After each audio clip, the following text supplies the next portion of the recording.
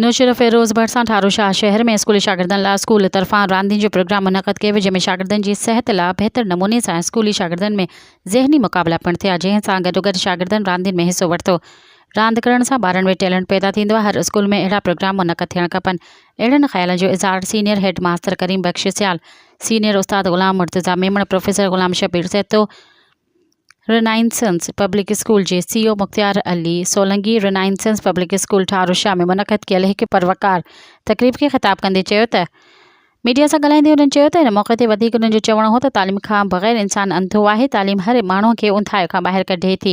जेको तालीम जे ज़ेवर खां महरूम आहे, उन खां पुछो त तालीम छा हूंदी आहे। वधीक उस्तादनि चयो त असांजो फ़र्ज़ु आहे त पंहिंजे स्कूलनि जे ॿारनि खे सुठी तालीम ॾियूं त कंहिं सुठे मक़ाम ते पहुचायूं, जॾहिं त शागिर्दनि में ज़हनी आज़माइश ऐं रांदि जे मुक़ाबलनि जा प्रोग्राम करायो वियो ऐं बहितरीन कारकर्दगी रखंदड़ शागिर्दनि खे एवॉर्ड ऐं इनामनि सां नवाज़ियो वियो।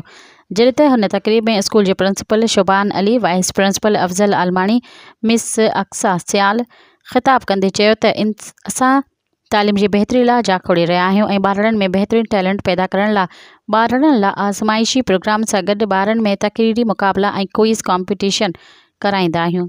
मज़ीद ख़बरनि ऐं तफ़सीलात लाइ विज़िट कयो असांजी वेबसाइट www.awamiNewsHD.com ऐं ॾिसंदा रहो अवामी न्यूज़ HD।